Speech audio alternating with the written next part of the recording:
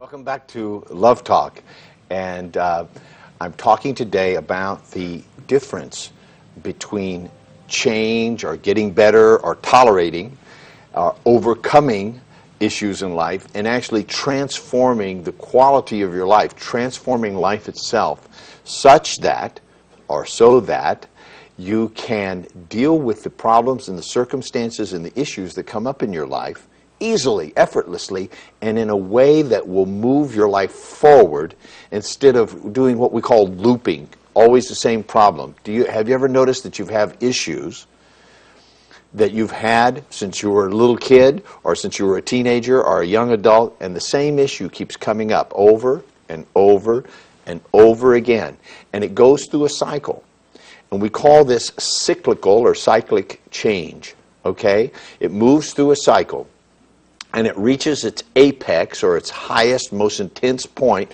where there's a breakdown, and then you drop back down to the bottom again. And you know, oh my God, why is this happening to me again? Oh, well, I know how to fix it. And so you go about finding a solution to fix this problem, and then you get this problem fixed, and then you get up to a certain place in your life where, it's all great, and then it all breaks down again because it starts to look familiar, and then you drop back down again. And people can spend their entire life moving through cycles of cyclical change.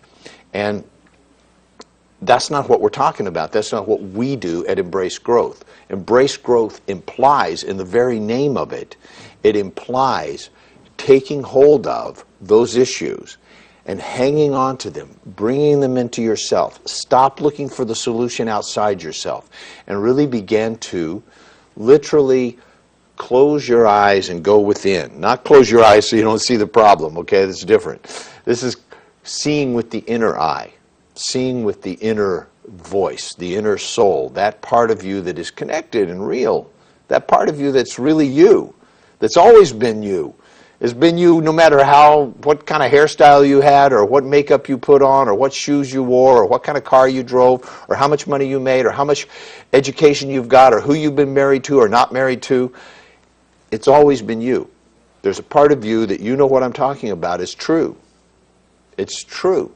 And if you don't know what I'm talking about, then I'm especially speaking to you. If you don't know what I'm talking about, that part of you that's true, then please find a venue in your life. Therapy's one.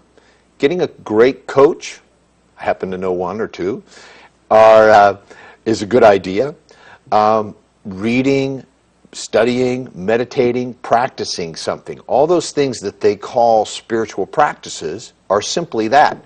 They're practices. You show me a great pianist, and I'll show you somebody who spent hours and hours playing the scales very boringly over and over. And the really great ones continue to play them throughout their lifetime. They never stop practicing. And so spiritual practice or emotional practice, or the practice of an art like romantic relationship, or the art of loving, the art of listening and receiving, the art of communication is a practice. You know, if you're a doctor, you know, you get your degree, you study all the theory, you learn all the stuff, you get all the notes, but it doesn't mean you know everything. It just means that you know how to go find it in your notes, or you know where to research it and look for it. You know, so then you begin your practice. And a practice is how long? It's your whole life. A practice is a lifetime pathway. And so we're talking about changing your path so that you stop trying to accumulate knowledge and learn all the tips and techniques thinking that something out there is going to fix you, and you start practicing what you already know. You already know this stuff.